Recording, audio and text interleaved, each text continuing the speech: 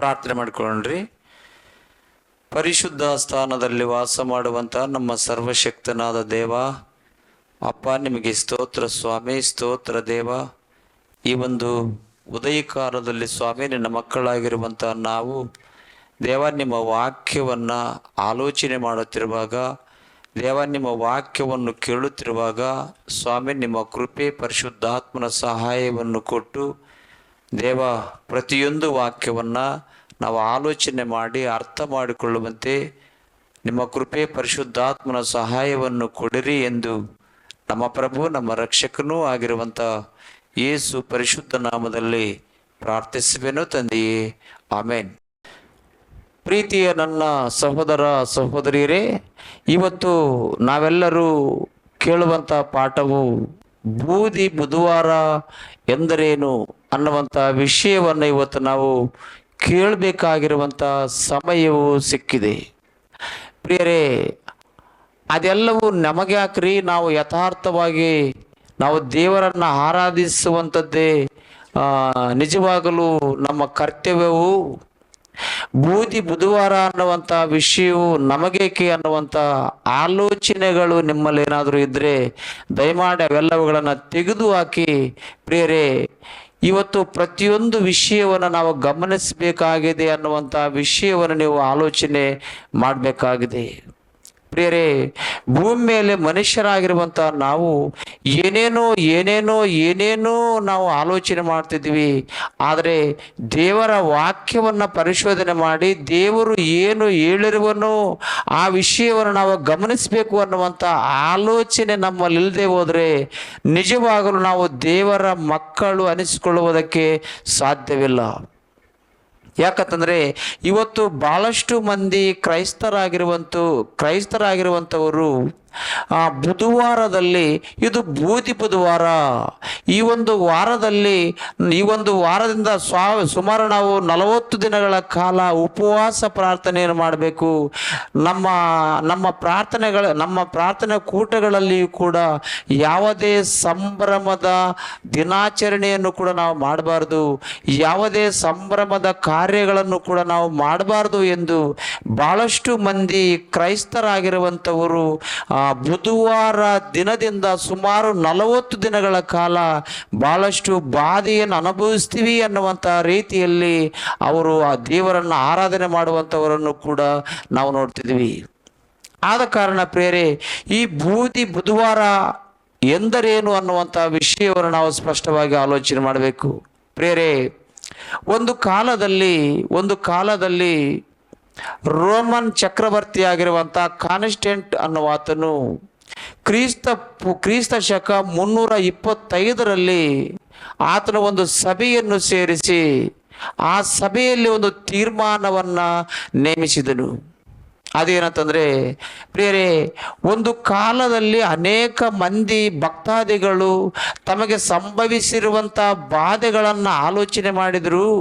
ಆ ಬಾಧೆಗಳಲ್ಲಿ ಅವರು ಆ ಬೂದಿಯನ್ನು ಬಡಿದುಕೊಂಡು ಗೋಣೆ ತಟ್ಟನ್ನು ಉಟ್ಟುಕೊಂಡು ಭಾಳಷ್ಟು ಮಂದಿ ಬಾಧೆಯನ್ನು ಅನುಭವಿಸಿದರು. ಆದ್ದರಿಂದ ಇವತ್ತು ನಾವು ಕೂಡ ನಮ್ಮ ಪ್ರಭುವಾಗಿರುವಂಥ ಯೇಸು ಸ್ವಾಮಿಯವರು 40 ದಿನಗಳ ಕಾಲದಲ್ಲಿ ಬಾಧೆಯನ್ನು ಅನುಭವಿಸಿರುವರು. ಆದ್ದರಿಂದ ಆ ಒಂದು ಬಾಧೆಗೆ ಸಾದೃಶ್ಯವಾಗಿ ನಾವು ಕೂಡ 40 ದಿನಗಳ ಕಾಲ ಈ ಒಂದು ಬಾಧೆಯಲ್ಲಿ ಪಾಲುಗಾರರಾಗಿದ್ದೀವಿ ಅನ್ನುವಂಥ ರೀತಿಯಲ್ಲಿ ಈ ಒಂದು ದಿನವನ್ನು ನಾವು ಕೂಡ ಆಚರಣೆ ಮಾಡಬೇಕು ಎಂದು ಆಗಿನ ಕಾಲದಲ್ಲಿ ರೋಮ ಚಕ್ರವರ್ತಿ ಆಗಿರುವಂಥ ಕಾನ್ಸ್ಟೆಂಟ್ ಅನ್ನುವ ಆತನು ಕ್ರಿಸ್ತ ಶಕ 325ರಲ್ಲಿ ಈ ಒಂದು ವಿಷಯವನ್ನು ಜಾರಿಗೆ ತಂದನು.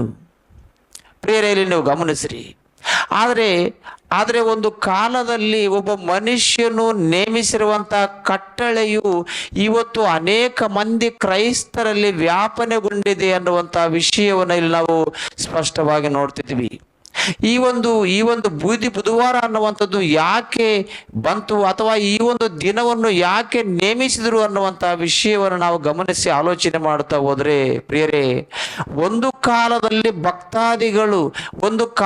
ಭಕ್ತಾದಿಗಳು ಬಾಧೆ ಬಂದಾಗ, ಅವರಿಗೆ ಸಂಕಟಗಳು ಸಂಭವಿಸಿದಾಗ ಅವರು ಮಾಡ್ತಿದ್ರು, ಬಹಳಷ್ಟು ಬಾಧೆಗಳಿಂದ ಅವರು ಗೋಳಾಡುತ್ತಾ ಗೋಣಿತಟ್ಟನ್ನು ಒದ್ದುಕೊಂಡು ಬೂದಿಯಲ್ಲಿ ಕುಳಿತುಕೊಂಡು ಅವರು ದೇವರಿಗೆ ಪ್ರಾರ್ಥನೆ ಮಾಡ್ತಿದ್ರು.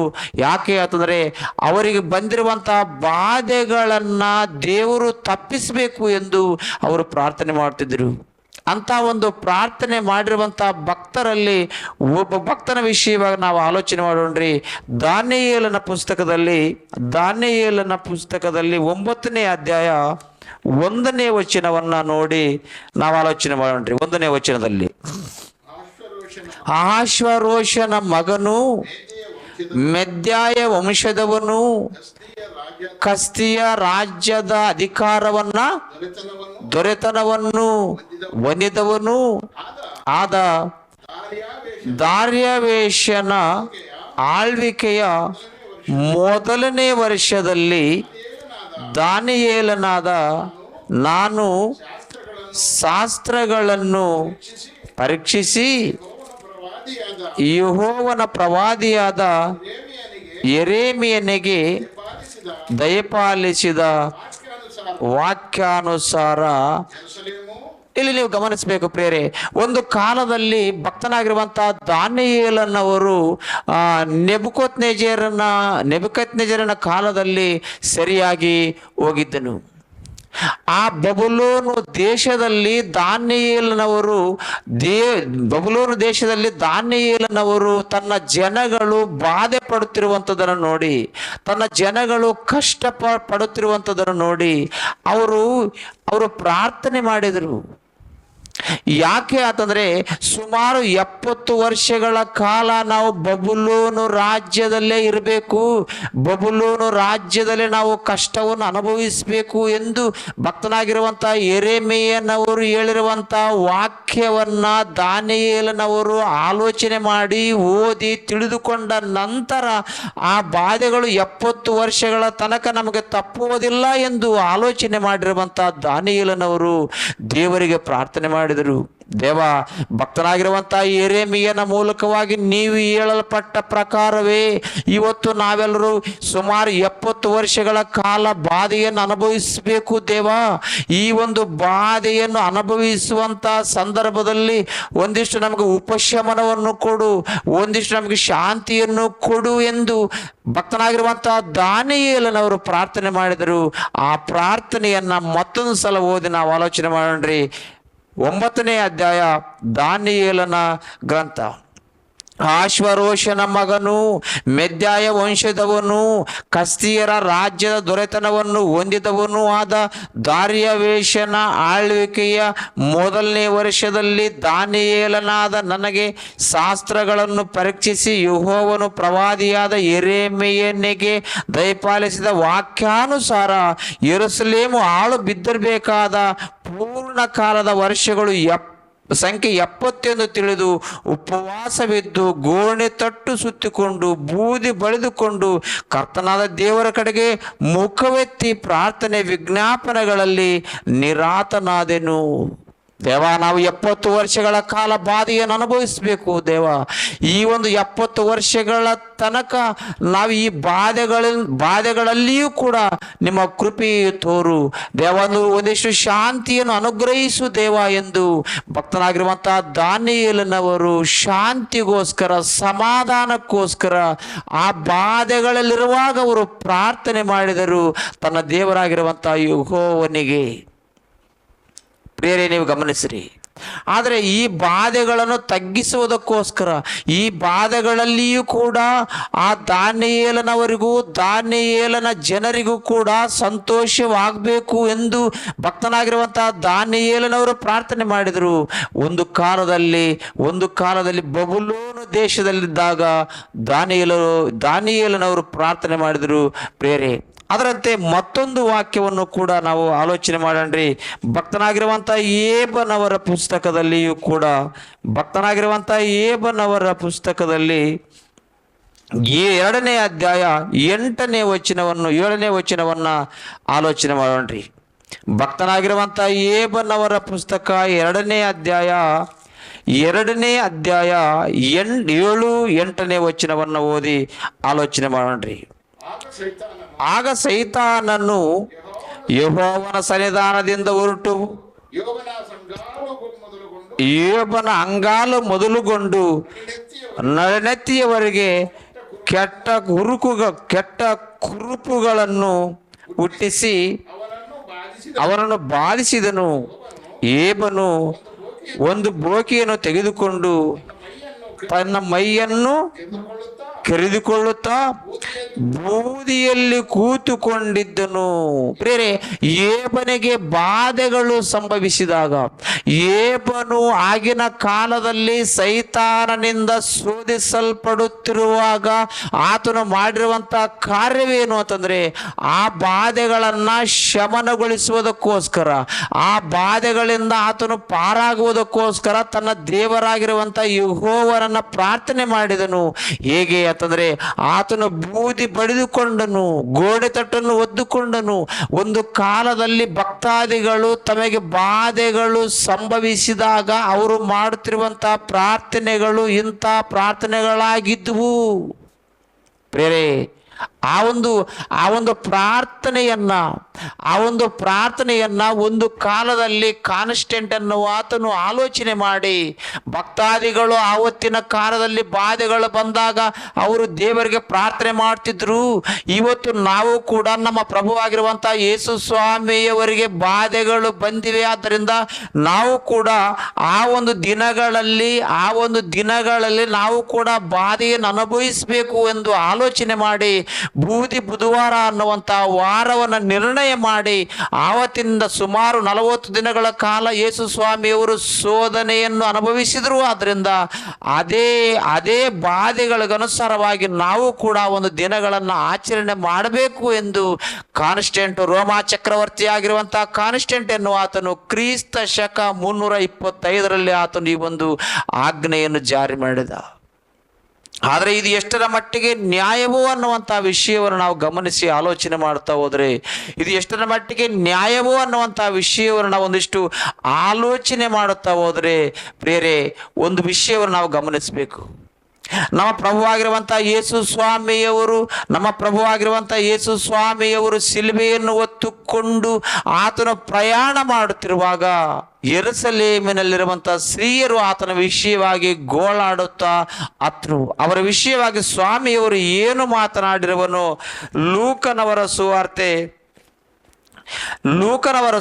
23ನೇ ಅಧ್ಯಾಯ 27ನೇ ವಚನವನ್ನು ನೋಡಿ ಆಲೋಚನೆ ಮಾಡೋಣ್ರಿ. ಲೂಕನವರ ಸುವಾರ್ತೆ 23ನೇ ಅಧ್ಯಾಯ 27ನೇ ವಚನವನ್ನು ನೋಡಿ ಆಲೋಚನೆ ಮಾಡೋಣ್ರಿ.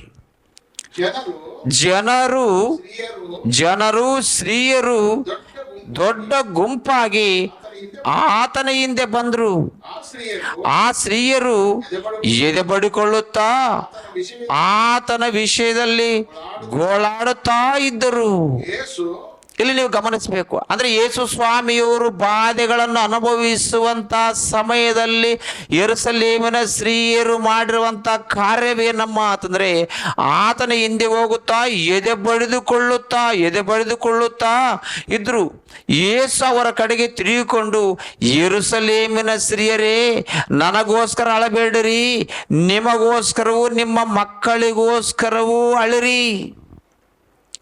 ಇಲ್ಲಿ ನಾವು ಗಮನಿಸಬೇಕು, ನಮ್ಮ ಪ್ರಭುವಾಗಿರುವಂತಹ ಸ್ವಾಮಿಯವರು ಬಾಧೆಯನ್ನು ಅನುಭವಿಸುವಾಗ ಯೆರೂಸಲೇಮಿನ ಸ್ತ್ರೀಯರು ಬಾಧೆ ಪಟ್ಟು ಎದೆ ಪಡೆದುಕೊಳ್ಳುತ್ತಾ ಗೋಳಾಡುತ್ತಾ ಇರುವಾಗ ಸ್ವಾಮಿಯವರು ಅವರನ್ನು ಶಮನ ಮಾಡಬೇಕಾಗಿತ್ತು.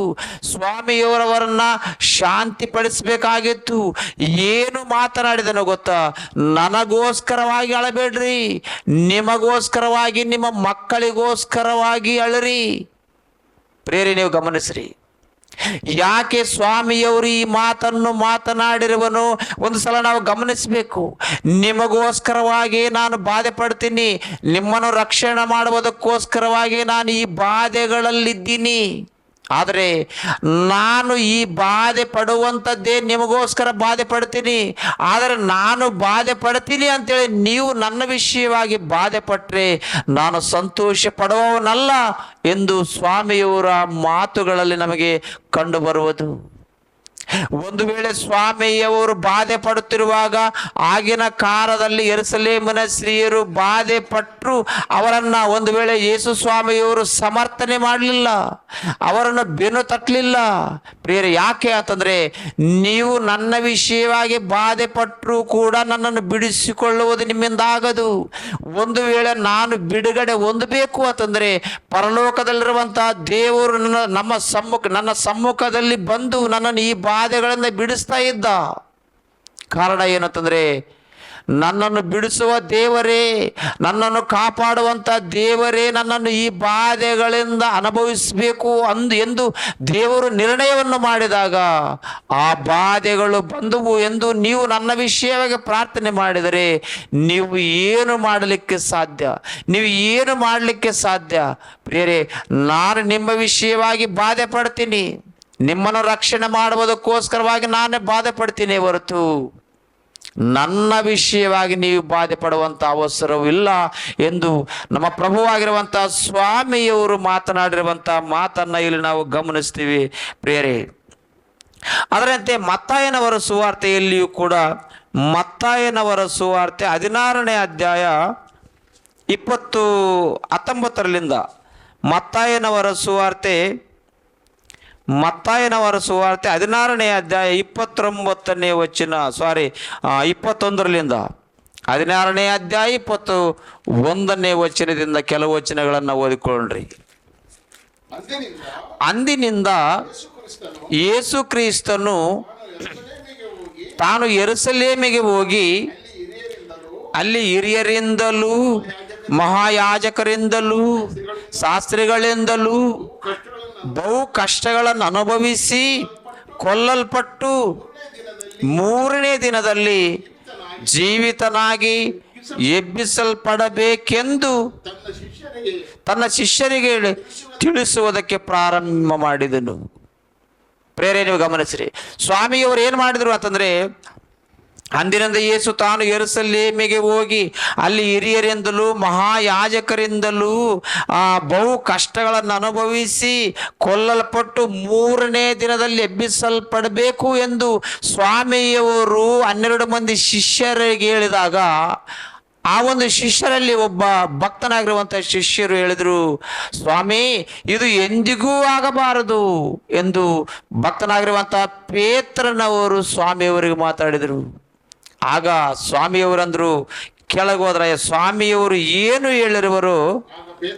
ಆಗ ಪೇತ್ರನು ಆತನ ಕೈ ಹಿಡಿದು, ಸ್ವಾಮಿ, ದೇವರು ನಿನ್ನನ್ನು ಕಾಯಲಿ, ನಿನಗೆ ಹೀಗೆ ಎಂದಿಗೂ ಆಗಬಾರದು ಎಂದು ಆತನನ್ನು ಗದರಿಸುವುದಕ್ಕೆ ಪ್ರಾರಂಭಿಸಲು ಆತನಂದ್ರೆ ಯೇಸು ಸ್ವಾಮಿ ತಿರುಗಿಕೊಂಡು ಪೇತ್ರನಿಗೆ, ಸೈತಾನನೇ, ನನ್ನ ಮುಂದೆ ನಿಲ್ಲಬೇಡ, ನಡೆ, ನನಗೆ ನೀನು ವಿಘ್ನವಾಗಿದ್ದಿ, ನಿನ್ನ ಯೋಚನೆಯು ಮನುಷ್ಯರ ಯೋಚನೆಯೇ ಹೊರತು ದೇವರದಲ್ಲ ಅಂದರು. ಪೇತ್ರನು ಒಳ್ಳೆಯ ಕಾರ್ಯವನ್ನೇ ಮಾಡಿದ್ರೆ, ಒಂದು ವೇಳೆ ಪೇತ್ರನವರು ಮಾತನಾಡಿರುವಂತಹ ಮಾತು ಒಳ್ಳೆಯದೇ ಆಗಿದ್ರೆ ಸ್ವಾಮಿಯವರು ಯಾಕೆ ಸೈತಾನನೇ ನನ್ನ ಮುಂದೆ ನಿಲ್ಲಬೇಡ, ನೀನು ನನಗೆ ವಿಘ್ನವಾಗಿದ್ದೆ ಅಂತೇಳಿ ಯಾಕೆ ಹೇಳಬೇಕಾಗಿತ್ತು? ಸ್ವಾಮಿಯವರು ಯೇಸು ಸ್ವಾಮಿಯವರ ಪಕ್ಷದಲ್ಲಿ ಭಕ್ತನಾಗಿರುವಂಥ ಪೇತ್ರನವರು ನಿಂತು ಮಾತಾಡಿದರು. ಆದ ಕಾರಣ ಪ್ರಿಯರೇ, ಇಲ್ಲಿ ನಾವು ಗಮನಿಸಬೇಕು, ಒಂದು ವೇಳೆ ಯೇಸು ಸ್ವಾಮಿಯವರು ಕಷ್ಟಗಳನ್ನು ಅನುಭವಿಸದೆ ಹೋದರೆ, ಒಂದು ವೇಳೆ ಯೇಸು ಸ್ವಾಮಿಯವರು ಶಿಲುಬೆ ಮೇಲೆ ತನ್ನ ಪ್ರಾಣವನ್ನು ಕೊಡದೆ ಹೋಗಿದ್ರೆ, ಒಂದು ವೇಳೆ ಯೇಸು ಸ್ವಾಮಿಯವರು 3 ದಿನಗಳಲ್ಲಿ ಏಳದೆ ಹೋಗಿದ್ರೆ ಭೂಲೋಕದಲ್ಲಿರುವಂಥ ಮನುಷ್ಯರಾದ ನಮಗೆ ರಕ್ಷಣೆ ಅನ್ನುವಂಥದ್ದು ಸಿಗುವುದಕ್ಕೆ ಸಾಧ್ಯವಾಗುತ್ತಿರಲಿಲ್ಲವಾದ್ದರಿಂದ ಆ ಒಂದು ದಿನದಲ್ಲಿ ನಾವೇನು ಮಾಡಬೇಕು? ಆ ಒಂದು ಕಷ್ಟದ ದಿನಗಳಲ್ಲಿಯೂ ಕೂಡ ನಾವು ಮಾಡಬೇಕಾಗಿರುವಂಥ ವಿಷಯವೇನಮ್ಮ ಅಂತಂದರೆ, ನಾವು ಸಂತೋಷ ಪಡಬೇಕು, ನಾವು ಸಮಾಧಾನ ಪಡಬೇಕು. ದೇವಾ, ನನಗೋಸ್ಕರವಾಗಿ ನೀವು ಪ್ರಾಣವನ್ನು ಕೊಟ್ಟಿದಿರಿ, ನನಗೋಸ್ಕರವಾಗಿ ನೀವು ಕಷ್ಟಗಳನ್ನು ಅನುಭವಿಸಿದಿರಿ, ನನಗೋಸ್ಕರವಾಗಿ ಸ್ವಾಮಿ ನೀವು ಪ್ರಾಣವನ್ನು ಕೊಟ್ಟಿದಿರಿ ಅಂತೇಳಿ ಭೂಲೋಕದಲ್ಲಿರುವಂಥ ಮನುಷ್ಯರಾಗಿರುವಂಥ ನಾವು ಮಾಡಬೇಕಾಗಿರುವಂಥ ವಿಷಯವೇನಂತಂದರೆ, ನಾವು ದೇವರಿಗೆ ಕೃತಜ್ಞತೆಗಳನ್ನು ಸಲ್ಲಿಸಬೇಕು. ಸಂತೋಷದ ನಿಮಿತ್ತವಾಗಿ, ಸಮಾಧಾನದ ನಿಮಿತ್ತವಾಗಿ, ಆತನ ಪಟ್ಟಿರುವಂಥ ಕಷ್ಟಗಳ ನಿಮಿತ್ತವಾಗಿ ನಮಗೆ ಸಂತೋಷವು ಸಿಕ್ಕಿತು. ಆದ್ದರಿಂದ ನಾವು ಮಾಡಬೇಕಾಗಿರುವಂತಹ ವಿಷಯವೇನೆಂದರೆ, ನಾವು ಕಷ್ಟವನ್ನು ಅನುಭವಿಸಬಾರದು. ಈ ಒಂದು ಕಾಲದಲ್ಲಿ ಯೇಸು ಸ್ವಾಮಿಯವರು ನಮಗೋಸ್ಕರವಾಗಿ ಕಷ್ಟವನ್ನು ಅನುಭವಿಸಿದರು.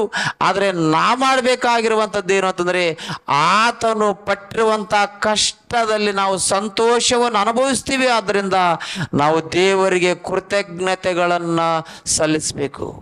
ದೇವರಿಗೆ ನಾವು ಕೃತಜ್ಞತೆಗಳನ್ನು ಸಲ್ಲಿಸಬೇಕು. ಪ್ರಿಯರೇ, ಅದನ್ನು ಬಿಟ್ಟು ಆ ಯೇಸು ಸ್ವಾಮಿಯವರು ನಮಗೋಸ್ಕರ ಬಾಧೆ ಪಟ್ಟಿರುವನು, ಆದ್ದರಿಂದ ಅಂತೇಳಿ ನಾವು ಬಾಧೆ ಪಡಲು ಒಂದು ವೇಳೆ ನಾವು ಬುಧವಾರದಿಂದ ಸುಮಾರು 40 ದಿನಗಳ ಕಾಲ ನಾವು ಬಾಧೆಯನ್ನು ಅನುಭವಿಸ್ತೀವಿ ಅಂತಂದರೆ, ಆ ಒಂದು ನಮ್ಮ ಬಾಧೆಗಳ ನಿಮಿತ್ತ ದೇವರಿಗೆ ಸಂತೋಷವೂ ಸಿಗದು, ದೇವರಿಗೆ ಸಮಾಧಾನವೂ ಸಿಗುವುದು. ಅದರಿಂದ ದೇವರಿಗೆ ಬಾಧೆಯುಂಟಾಗುವುದೇ ಹೊರತು ದೇವರಿಗೆ ನಮ್ಮಿಂದ ಸಮಾಧಾನವೂ ಸಿಗಲಾರದು ಅನ್ನುವಂಥ ವಿಷಯವನ್ನು ಇಲ್ಲಿ ನಾವು ಗಮನಿಸಬೇಕು. ಪ್ರಿಯರೇ, ಒಂದು ವೇಳೆ ದೇವರಿಗೆ ಸಮಾಧಾನವು ಸಿಗುವಂಥ ಅವಕಾಶವೇನಾದರೂ ಇದ್ದಿದ್ರೆ, ಒಂದು ವೇಳೆ ದೇವರಿಗೆ ಆಗಿನ ಸಂತೋಷ ಸಿಗುವಂಥ ಅವಕಾಶವೇನಾದರೂ ಇದ್ದಿದ್ರೆ, ಯೆರೂಸಲೇಮಿನ ಸ್ತ್ರೀಯರ ವಿಷಯವಾಗಿ ಆತನು ಸಮರ್ಥನೆ ಮಾಡ್ತಾ ಇದ್ದ, ಅವರಿಗೆ ಸಪೋರ್ಟ್ ಮಾಡ್ತಾ ಇದ್ದ. ನನಗೋಸ್ಕರವಾಗಿ ನೀವೆಷ್ಟು ಬಾಧೆಯನ್ನು ಅನುಭವಿಸ್ತೀರಲ್ಲಮ್ಮ, ನೀವು ನಿಜವಾಗಲೂ ಧನ್ಯರು, ನನಗೋಸ್ಕರವಾಗಿ ನೀವು ನನ್ನ ಪಕ್ಷದಲ್ಲಿ ನಿಂತವರು ಅಂತೇಳಿ ಅವರ ವಿಷಯವಾಗಿ ಸ್ವಾಮಿಯವರು ಸಂತೋಷ ಪಡುತ್ತಿದ್ರು. ಯಾಕೆ ಅಂತಂದರೆ, ಅದರ ನಿಮಿತ್ತವಾಗಿ ಅವರು ಬಾಧೆ ಪಡುವುದರ ನಿಮಿತ್ತವಾಗಿ ಯೇಸು ಸ್ವಾಮಿಯವರಿಗೆ ಬರುವಂಥದ್ದೇನೂ ಇಲ್ಲ. ಸಾಧ್ಯವಾದರೆ ಆತನ ವಿಷಯವಾಗಿ ರಕ್ಷಣೆಯೂ ಕೂಡ ಹೋಗುವ ಅವಕಾಶವಿದೆ. ಆದ್ದರಿಂದ ಆ ಬಾಧೆಗಳನ್ನು ಒಪ್ಪಿಕೊಂಡ್ರೆ ರಕ್ಷಣೆ ಸಿಗುವುದು, ಆ ಬಾಧೆಗಳನ್ನು ಒಪ್ಪಿಕೊಂಡ್ರೆ ಸಮಾಧಾನವೂ ಸಿಗುವುದು. ಅದನ್ನು ಬಿಟ್ಟು ಭೂಮಿ ಮೇಲಿರುವಂಥ ಮನುಷ್ಯನು ಮಾಡುವಂಥದ್ದೇನು ಅಂತಂದರೆ, ಪ್ರಿಯರೇ, ಬಾಧೆ ಪಡುತ್ತಿರುವನು. ಆತನು ನಮಗೋಸ್ಕರ ಬಾಧೆ ಪಟ್ಟರೆ ನಾವು ಆತನಿಗೋಸ್ಕರ ಬಾಧೆ ಪಡುವುದರ ಮೂಲಕ ಏನು ಸಾಧಿಸ್ತೀವಿ ನಾವು? ಪ್ರಿಯರೇ, ಆತನು ಬಾಧೆ ಪಟ್ಟನು, ನಾವು ಸಂತೋಷವಾಗಿದ್ದೀವಿ. ಆತನು ಶಿಲುಬೆಯ ಮೇಲೆ ತನ್ನ ಪ್ರಾಣವನ್ನು ಕೊಟ್ಟನು, ಆದ್ದರಿಂದ ನಾವು ಇವತ್ತು ಸಂತೋಷವಾಗಿದ್ದೀವಿ. ಆತನು ನಮಗೋಸ್ಕರವಾಗಿ ಸತ್ತನು, ಆದ್ದರಿಂದ ನಾವು ಆತನ ನಿಮಿತ್ತವಾಗಿ ಜೀವದಿಂದ ಹೇಳುವುದಕ್ಕೆ ಸಾಧ್ಯವಾಯಿತು. ಪ್ರಿಯರೇ, ಅಂಥದ್ದನ್ನು ಬಿಟ್ಟು ಒಂದು ವೇಳೆ ನಾವು ಈ ಲೋಕದಲ್ಲಿ ಬಾಳುವ ದಿನಮಾನಗಳೆಲ್ಲವೂ 40 ದಿನಗಳ ಕಾಲ ನಾವು ಸಂತೋಷವಾಗಿರದೆ ಆ ಬಾಧೆಗಳಲ್ಲಿ ನಾವು ಕೂಡ ಬಾಧೆ ಪಟ್ಟಿವಿ ಅಂತಂದರೆ ನಾವೇನು ಸಾಧಿಸುವುದಕ್ಕಾಗದು. ಪ್ರಿಯರೇ, ಇದನ್ನು ನೀವು ಗಮನಿಸಿರಿ. ಒಂದು ಕಾಲದಲ್ಲಿ ಭಕ್ತಾದಿಗಳು ಮಾಡಿರುವಂಥ ಪ್ರಾರ್ಥನೆಯನ್ನು ನಾವು ಗಮನಿಸಿದರೆ, ಪ್ರಿಯರೇ, ಆ ಭಕ್ತಾದಿಗಳು ಯಾಕೆ ಮಾಡಿದರು ಆ ಪ್ರಾರ್ಥನೆಯನ್ನು ಅಂತಂದರೆ, ಪ್ರಿಯರೇ, ಇಲ್ಲಿ ನೀವು ಗಮನಿಸಿರಿ. ಅವ್ರಿಗೆ ಬಾಧೆಗಳು ಬಂದಾಗ, ಅವರಿಗೆ ಕಷ್ಟಗಳು ಬಂದಾಗ, ಅವರಿಗೆ ಬಾಧೆಗಳು ಬಂದಾಗ, ಅವರಿಗೆ ಕಷ್ಟಗಳು ಬಂದಾಗ ತಮ್ಮ ಕಷ್ಟಗಳನ್ನು ಪರಿಹಾರ ಮಾಡಿಕೊಳ್ಳುವುದಕ್ಕೋಸ್ಕರವಾಗಿ ಅವರು ಪ್ರಾರ್ಥನೆ ಮಾಡಿದರು. ಇವತ್ತು ನಮಗೆ ಒಂದು ವೇಳೆ ಏನಾದರೂ ಬಾಧೆ ಬಂದರೆ, ನಮಗೇನಾದರೂ ಕಷ್ಟಗಳು ಅನ್ನುವಂಥವುಗಳು ಬಂದರೆ ನಾವೇನು ಮಾಡಬೇಕು? ನಾವು ದೇವರಿಗೆ ಪ್ರಾರ್ಥನೆ ಮಾಡಬೇಕು. ಆ ಕಷ್ಟಗಳಿಂದ ನಾವು ಪರಿಹಾರ ಮಾಡಿಕೊಳ್ಳಬೇಕು ಅನ್ನುವಂಥದ್ದೇ ಹೊರತು, ನಮ್ಮ ಪ್ರಭುವಾಗಿರುವಂಥ ಯೇಸು ಸ್ವಾಮಿಯವರು ನಮಗೋಸ್ಕರ ಬಾಧೆ ಪಡುತ್ತಿರುವಾಗ ನಾವು ಒಂದು ವೇಳೆ ಕಷ್ಟಪಟ್ಟರೆ ನಿಜವಾಗಲು ಆ ಕಷ್ಟಗಳ ನಿಮಿತ್ತ ದೇವರು ಸಂತೋಷ ಪಡಂಗಿಲ್ಲ ಅನ್ನುವಂಥ ವಿಷಯವನ್ನು ಇಲ್ಲಿ ನಾವು ಗಮನಿಸಬೇಕು. ಪ್ರಿಯರೇ, ನೀವು ಆಲೋಚನೆ ಮಾಡ್ರಿ. ಯೇಸು ಸ್ವಾಮಿಯವರು ಯಾಕೆ ನಮಗೋಸ್ಕರ ಬಾಧೆ ಪಟ್ಟರು? ಯೇಸು ಸ್ವಾಮಿಯವರು ಯಾಕೆ ಈ ಲೋಕದಲ್ಲಿ ಬಾಧೆ ಪಟ್ಟರು? ಯೇಸು ಸ್ವಾಮಿಯವರು ಯಾಕೆ ಈ ಲೋಕದಲ್ಲಿ ಶಿಲುಬೆಯ ಮೇಲೆ ತನ್ನ ಪ್ರಾಣವನ್ನು ಕೊಟ್ಟರು ಅಂತಂದರೆ, ನಮ್ಮನ್ನು ಬದುಕಿಸುವುದಕ್ಕೋಸ್ಕರ, ನಮ್ಮನ್ನು ಈ ಲೋಕದಲ್ಲಿ ಶಾಂತಿ ಸಮಾಧಾನದಲ್ಲಿ ನಿಲ್ಲಿಸಿ ನಾವು ದೇವರಿರುವಂಥ ಲೋಕವನ್ನು ಸೇರಿಸುವುದಕ್ಕೋಸ್ಕರವಾಗಿ ಯೇಸು ಸ್ವಾಮಿಯವರು ಬಾಧೆ ಪಟ್ಟರು. ಅಂಥ ಬಾಧೆಗಳಲ್ಲಿ ಮತ್ತೊಂದು ವಾಕ್ಯವನ್ನು ಓದಿ ಆಲೋಚನೆ ಮಾಡೋಣ್ರಿ. ಆದಿಕಾಂಡ ಮೂರನೇ ಅಧ್ಯಾಯ ಆದಿಕಾಂಡ 3ನೇ ಅಧ್ಯಾಯದಲ್ಲಿ ಒಂದು ವಿಷಯವನ್ನು ನಾವು ಗಮನಿಸಿ ಆಲೋಚನೆ ಮಾಡೋಣ. 3ನೇ ಅಧ್ಯಾಯ 19ನೇ ವಚನ. ಆದಿಕಾಂಡ 3ನೇ ಅಧ್ಯಾಯ 19ನೇ ವಚನದಲ್ಲಿ, ನೀನು ತಿರುಗಿ ಮಣ್ಣಿಗೆ ಸೇರುವ ತನಕ ಬೆವರಿಡುತ್ತಾ ಸಂಪಾದಿಸಬೇಕು. ನೀನು ಮಣ್ಣಿನಿಂದ ತೆಗೆಯಲ್ಪಟ್ಟವನು ಅಲ್ಲವೋ? ನೀನು ಮಣ್ಣೆ, ಪುನಃ ಮಣ್ಣಿಗೆ ಸೇರತಕ್ಕವನಾಗಿದ್ದಿ ಎಂದು ಹೇಳಿದನು. ಪ್ರಿಯರೇ, ನೀವು ಆಲೋಚನೆ ಮಾಡ್ರಿ. ಮಣ್ಣಿನಿಂದ ತೆಗೆಯಲ್ಪಟ್ಟಂತ ಮನುಷ್ಯರೆಲ್ಲರೂ ಮಣ್ಣು ಬೂದಿ.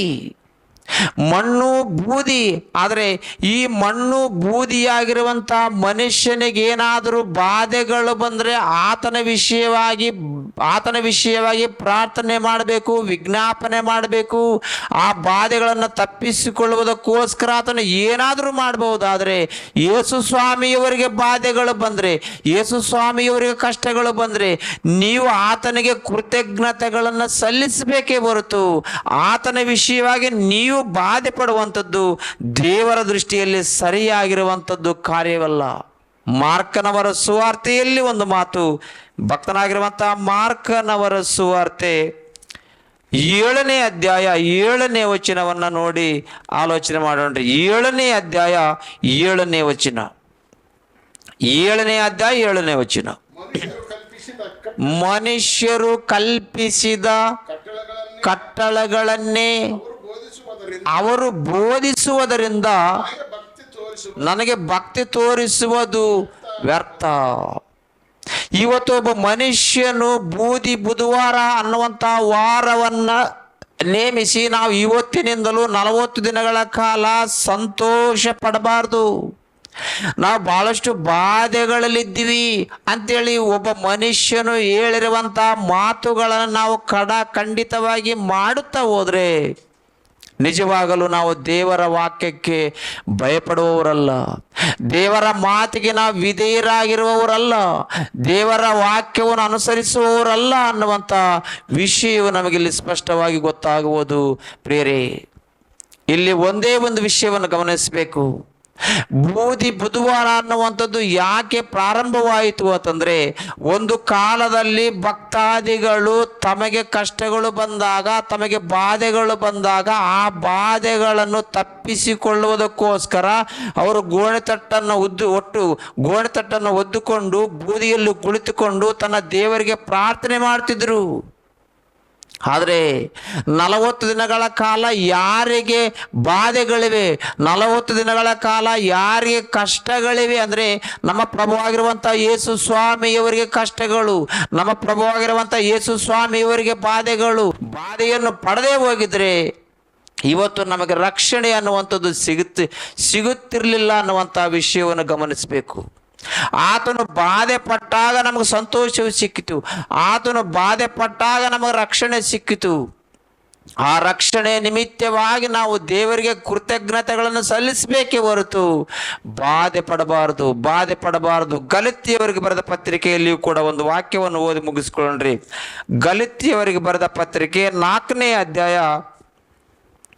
10ನೇ ವಚನ. ಗಲಾತ್ಯಯವರಿಗೆ ಬರೆದ ಪತ್ರಿಕೆ 4ನೇ ಅಧ್ಯಾಯ 10ನೇ ವಚನ.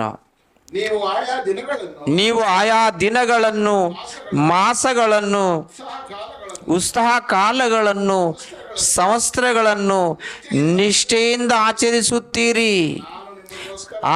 ನೀವು ಆಯಾ ದಿನಗಳನ್ನು, ಮಾಸಗಳನ್ನು, ಉತ್ಸಾಹ ಕಾಲಗಳನ್ನು, ದಿನ ಸಂವತ್ಸರಗಳನ್ನು ನಿಷ್ಠೆಯಿಂದ ಆಚರಿಸುತ್ತೀರಿ, ನಿಷ್ಠಾವಂತರಾಗಿ ಆಚರಿಸುತ್ತೀರಿ.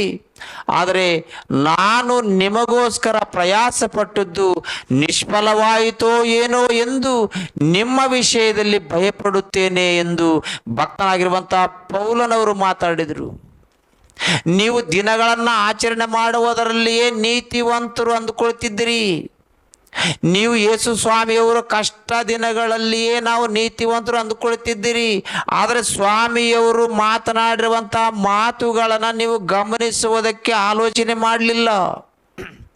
ಒಂದು ಕಾಲದಲ್ಲಿ ಭಕ್ತನಾಗಿರುವಂತಹ ಪೇತ್ರನವರಿಗಿಂತ ನಾವು ದೊಡ್ಡವರಲ್ಲ. ಆತನೇ ಹೇಳಿದ, ಸ್ವಾಮಿ ಇದು ನಿನಗೆ ಎಂದಿಗೂ ಆಗಬಾರದು, ದೇವರು ನಿನ್ನನ್ನು ಕಾಪಾಡಬೇಕು ಅಂದರೂ ಕೂಡ ಪ್ರಿಯರೇ, ಇಲ್ಲಿ ನೀವು ಗಮನಿಸ್ರಿ, ಆ ದೇವರು ನನ್ನನ್ನು ಕಾಪಾಡಬೇಕು ಅಂದರೂ ಕೂಡ ಸ್ವಾಮಿಯವರು ಹೇಳಿದ್ರು, ಸೈತಾನನೇ ನನ್ನ ಮುಂದೆ ನಿಲ್ಲಬೇಡ, ನೀನು ನನಗೆ ವಿಘ್ನವಾಗಿದ್ದಿ ಅಂತೇಳಿ ಯೇಸು ಸ್ವಾಮಿಯವರು ಪೇತ್ರನವರಿಗೆ ಯಾಕೆ ಮಾತಾಡಿದ್ರು? ಆತನು ಹೇಳಿರುವಂತಹ ಮಾತು ಒಳ್ಳೆಯ ಮಾತೇ ಆಗಿದ್ರೆ ಯಾಕೆ ಸ್ವಾಮಿಯವರು ಪೇತ್ರನವರನ್ನ ಗದರಿಸಿದರು? ಒಂದು ಕಾಲದಲ್ಲಿ ಯೆರೂಸಲೇಮಿನ ಸ್ತ್ರೀಯರನ್ನು ಯಾಕೆ ಗದರಿಸಿದನು? ಆದ ಕಾರಣ ಪ್ರಿಯರೇ, ಇಲ್ಲಿ ನೀವು ಗಮನಿಸ್ರಿ, ದೇವರ ಮಾತನ್ನ ಆಲೋಚನೆ ಮಾಡಬೇಕಾದ್ರೆ, ದೇವರ ಸಂಕಲ್ಪವನ್ನು ಆಲೋಚನೆ ಮಾಡಬೇಕಾದ್ರೆ, ದೇವರು ಯಾಕೆ ನಮಗೋಸ್ಕರ ಕಷ್ಟಪಟ್ಟನು ಅಂತಂದ್ರೆ ನಮ್ಮನ್ನು ಸಂತೋಷದಲ್ಲಿರಿಸುವುದಕ್ಕೋಸ್ಕರ, ನಮ್ಮನ್ನು ರಕ್ಷಣೆ ಮಾರ್ಗದಲ್ಲಿ ನಡೆಸುವುದಕ್ಕೋಸ್ಕರವಾಗಿ ಸ್ವಾಮಿಯವರು ಕಷ್ಟಪಟ್ಟರು. ನಾವು ಅವತ್ತು ದೇವರಿಗೆ ಕೃತಜ್ಞತೆಗಳನ್ನು ಸಲ್ಲಿಸುತ್ತಾ ಆ ದೇವರಿಗೆ ನಾವು ಯಾವಾಗಲೂ ಸ್ತುತಿ ಸ್ತೋತ್ರಗಳನ್ನು ಸಲ್ಲಿಸುತ್ತಾ ನಾವು ಭೂಮಿ ಮೇಲೆ ಬದುಕಬೇಕೇ ಹೊರತು, ಆತನು ಕಷ್ಟಪಟ್ಟಿರುವನು ನಾವು ಕೂಡ ಕಷ್ಟಪಡಬೇಕು ಅನ್ನುವಂಥ ವಿಷಯವನ್ನು ಒಂದು ವೇಳೆ ನಾವು ಆಲೋಚನೆ ಮಾಡಿ ಆ ಒಂದು ಕಾರ್ಯಗಳಲ್ಲೇ ನಾವು ಹೋಗುತ್ತಾ ಹೋದರೆ, ಭಕ್ತನಾಗಿರುವಂಥ ಪೌಲನವರು ಯಾಕೆ ಭಯಪಟ್ಟರು?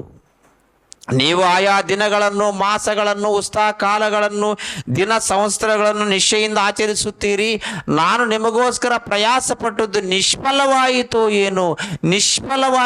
ಏನು ಅಂದನು.